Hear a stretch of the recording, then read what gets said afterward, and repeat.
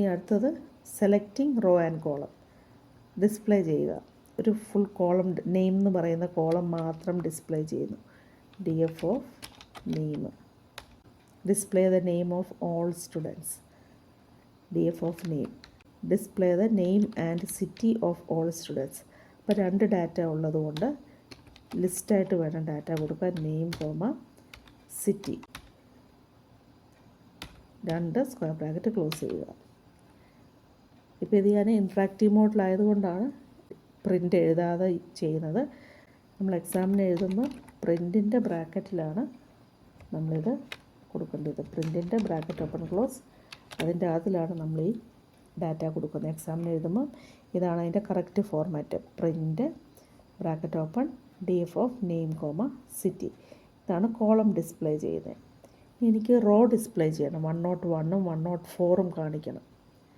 Print bracket open DF dot LOC. 2 എണ്ണം ഉള്ളതുകൊണ്ട് 2 square bracket ഇട്ടു.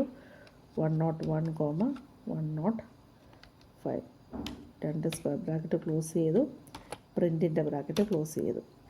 101ഉം 105ഉം കാണിക്കും. ഈ സെയിം പോലെ തന്നെ എനിക്ക് 101ൻ്റെയും 105ൻ്റെയും നെയിമും സ്കോറും മാത്രം കണ്ടാൽ മതി. നെയിമും സ്കോറും മാത്രം കണ്ടാൽ മതിയെങ്കിൽ ഏതൊക്കെ റോസാണെന്നുള്ളത് പറയണം. Print DF dot LOC square ബ്രാക്കറ്റിൻ്റെ അതിൽ ഏതൊക്കെ റോസാണ് ഡിസ്പ്ലേ ചെയ്യേണ്ടത്. എനിക്ക് 101ഉം 105ഉമാണ് വേണ്ടിയത്. കോമ, അത് കഴിഞ്ഞ് ഏതൊക്കെ കോളംസാണ് കാണിക്കേണ്ടത്.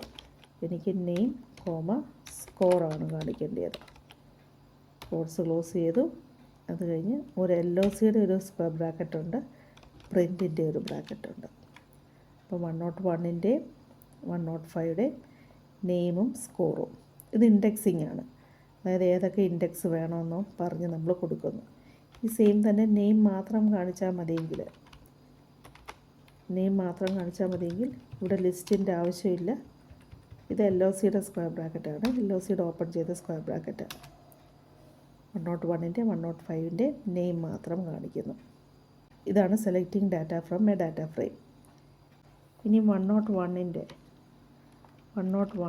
മാത്രം കോളം എന്ന് പറയുന്ന നെയിം കാണണം, സ്കോറ് കാണണം,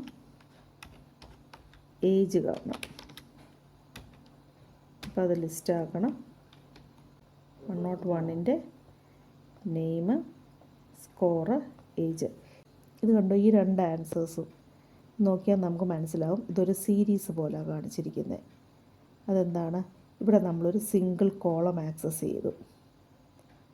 ഒരു സിംഗിൾ കോളം അല്ലെങ്കിൽ ഒരു സിംഗിൾ റോ ആണ് നമ്മൾ ആക്സസ് ചെയ്യണമെന്നുണ്ടെങ്കിൽ the result will be in the form of A series. അതേസമയം ഞാനിവിടെ ഒരു സ്ക്വയർ ബ്രാക്കറ്റ് ഇട്ടിട്ടുണ്ടെങ്കിൽ, ഇവിടെ 101ന് ഞാനൊരു സ്ക്വയർ ബ്രാക്കറ്റ് ഇട്ടെങ്കിൽ എനിക്ക് ഔട്ട്പുട്ട് ഡാറ്റ ഫ്രെയിം പോലെ തന്നെ ആയിരിക്കും വരുന്നത്. കാരണം ഇത് എക്സ്പെക്റ്റ് ചെയ്യുന്നത് മൾട്ടിപ്പിൾ ഡാറ്റ ഉണ്ടെന്നാണ്.